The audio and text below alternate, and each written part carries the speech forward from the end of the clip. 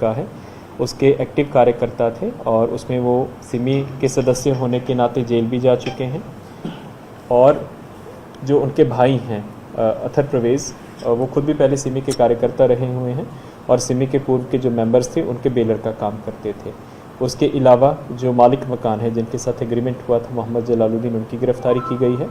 और तीसरे हैं अरमान मलिक, जो कि इस ऑर्गेनाइजेशन के अब सक्रिय सदस्य हो गए थे और मीटिंग्स ऑर्गेनाइज करवा रहे थे।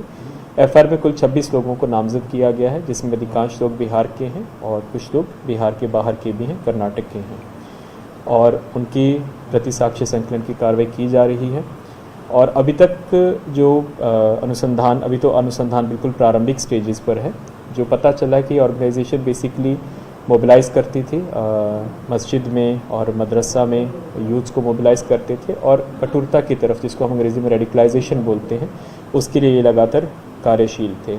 इसका जो मॉडस था कि ये लोग जैसे शाखा होती है, आरएसएस अपनी शाखा ऑर्गेनाइज करते हैं और लाठी की ट्रेनिंग देते हैं, उसी तरह से ये लोग शारीरिक प्रशिक्षण, फिजिकल एजुकेशन के नाम से लोग अपने यूथ्स को बुला के और उनको प्रशिक्षण दे रहे थे। और उसी के साथ ही जो अपना एजेंडा है और प्रोपोगेंडा है, उनके माध्यम से यूथ्स को ब्रेन वॉश करने का काम कर रहे थे। ये कितने महीनों से गतिविधि चल रही थी और ये लोग कहाँ ठहरे हुए थे जिन लोगों को प्रशिक्षण दिया जा रहा था, केरल और तमिलनाडु जैसा? देखिए, ये जो बाहर से लोग आते हैं, ये आप पहले तो आपको बता दूं कि जो पॉपुलर फ्रंट ऑफ इंडिया और जस्टिस है, ये प्रोस्क्राइब्ड ऑर्गेनाइजेशन नहीं है।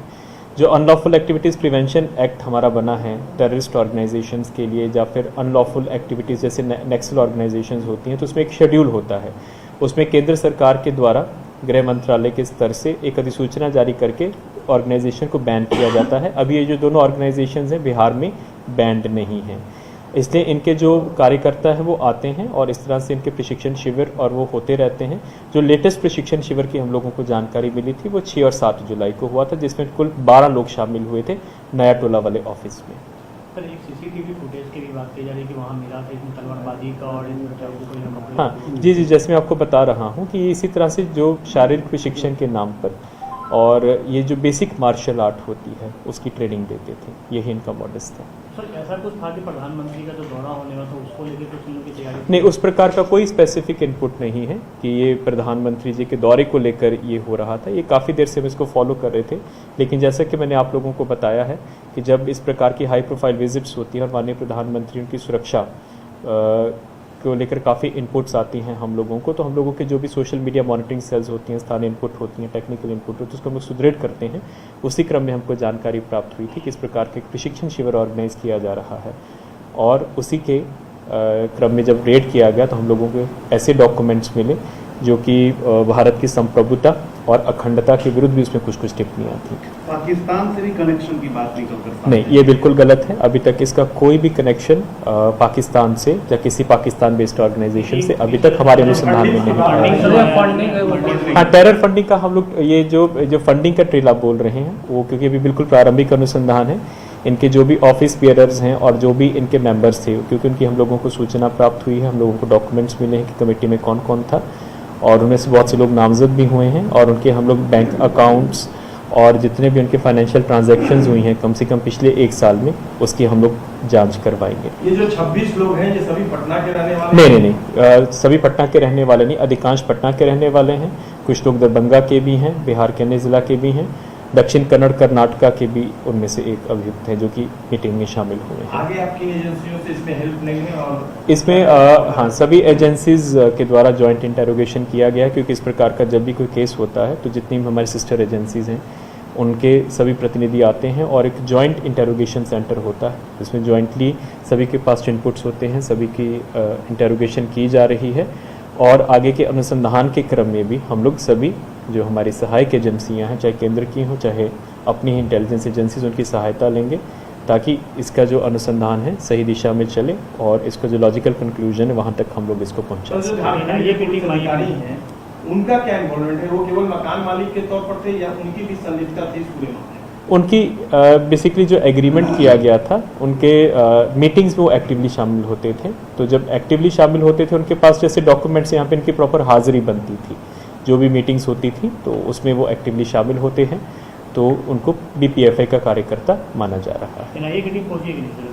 एनआई की टीम अभी नहीं पहुंची है, लेकिन वो भी निश्चित रूप से इसमें अनुसंधान में सहयोग हेतु हम उनसे भी रिक्वेस्ट जो करेंगे। 26 लोगों का नेम किया गया उसमें पटना के कई बिजनेसमैन भी हैं, उन लोगों का भी नाम था, तो उन लोगों के खिलाफ कैसे करोगे? देखिए, अभी तो ये बिल्कुल प्रारंभिक नाम है। ये प्रारंभिक नाम आए हैं जो कि मीटिंग्स में जो रजिस्टर पे जो हस्ताक्षर हुए हैं, जो नाम हुए हैं, सभी का इंडिविजुअली अनुसंधान भी किया जाएगा। इनफैक्ट सभी को हम लोग नोटिस भी सर्व करेंगे कि उनका इसके साथ क्या गतिविधि थी, क्या वो फाइनेंसिंग करते थे या फिर किस प्रयोजन से इन मीटिंग्स में शामिल होते थे। सर, कुछ डॉक्यूमेंट्स वहाँ से जो मिले हैं उसमें डिस्ट्रिक्ट वाइज मेंबर्स के नाम हैं, तो वो क्या पॉलिटिकल जो पार्टी इन लोगों ने बना रखा है उसका मेंबर है या फिर कोई स्लीपर सेल टाइप का ये लोग? नहीं, स्लीपर सेल नहीं हम लोग बोलेंगे। कारण ये है कि जैसे मैं आपको बताया कि अभी तक जो पीएफआई और एसटीपीआई है, ये प्रोस्क्राइब्ड ऑर्गेनाइजेशन बोला जाता है, प्रोस्क्राइब्ड ऑर्गेनाइजेशन की लिस्ट में नहीं है। इसलिए इनकी जो क्रिटिकल गतिविधियां हैं और जिनकी फ्रंटल ऑर्गेनाइजेशंस की गतिविधियां हैं उसको आधिकारिक रूप से बैन नहीं किया गया है।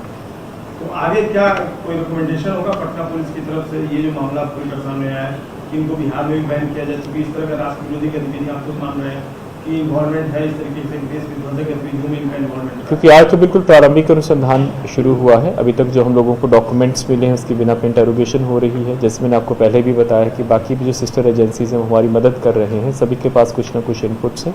तो उसी के आधार पर यदि ये पुख्ता रूप से स्पष्ट हो जाता है कि पूर्ण रूप से राष्ट्र विरोधी गतिविधि कर रहे थे या फिर भारत की अखंडता और संप्रभुता को लेकर इनकी जो गतिविधियां हैं उसकी एंटी चल रही थी, तो अनुसंधान के क्रम में जो भी तथ्य आएंगे उसको हम लोग सक्षम प्राधिकार और कोर्ट के समक्ष प्रस्तुत करें। सर, वो सर, तो एक डॉक्यूमेंट जो सवाल मिला है, है, अगर ये एक बात सामने आ रही है कि 10 जून को भी एक एफआईआर दर्ज हुई थी जिसमें कि उसी एरिया में, फुलवारी शरीफ के एरिया में पैम्फलेट और सोशल मीडिया के माध्यम से रेडिकलाइजेशन की बात थी, तो तब से अब तक पुलिस की इन्वेस्टिगेशन कहाँ तक आई थी? देखिए, जो 10 जून वाला आप बता रहे हैं उसका जो अभी इन वाली कमिटीज के साथ डायरेक्टली नहीं था, लेकिन उस वक्त भी जो पोस्टर्स और पैम्फलेट्स हुए थे, तो हम लोग दोनों जो एफआईआर प्रतिवेदित हुए इसमें लिंक निकालने का प्रयास कर रहे हैं कि उसमें जो हमारा अनुसंधान के क्रम में जिन जिन लोगों का हम लोग पहुंचे हैं, क्या वो पीएफआई या एसटीपीआई के एक्टिव कार्यकर्ता थे कि नहीं है, तो उसका भी हम लोग लिंक निकालेंगे इस कांड के एक चीज अनुसंधान और के क्रम में। जो बात आ रही थी कि लोकल्स को ट्रेन किया गया था वेपन्स में भी अभी हाल में 2 दिन लगातार, तो उन लोकल्स को कैसे आइडेंटिफाई करेंगे और सेग्रीगेट करेंगे? Are there any plan on that? हाँ, देखिए, जैसे मैंने आपको बताया है कि जो ऑफिस पे छापामारी हुई है उसमें हम लोगों को डॉक्यूमेंट्स और कुछ रजिस्टर्स मिले हैं।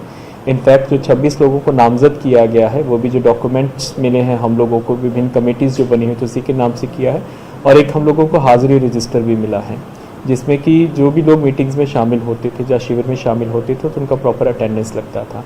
तो उन्हीं, अब क्योंकि उस पर नाम पता पूर्ण रूप से नहीं होता है लेकिन नाम है और हस्ताक्षर, उनके माध्यम से हम लोग प्रयास करेंगे कि कौन कौन से लोग इस प्रकार के प्रशिक्षण शिविरों में पूर्व में शामिल होते आए हैं। अभी तक sir total financial transaction trade कितने अमाउंट? नहीं, अभी तो बिल्कुल प्रारंभिक, अभी हमारे पास उसका कोई नहीं, क्योंकि अभी तो एफआईआर हुआ ही है, फर्स्ट इंटरोगेशन हो रही है।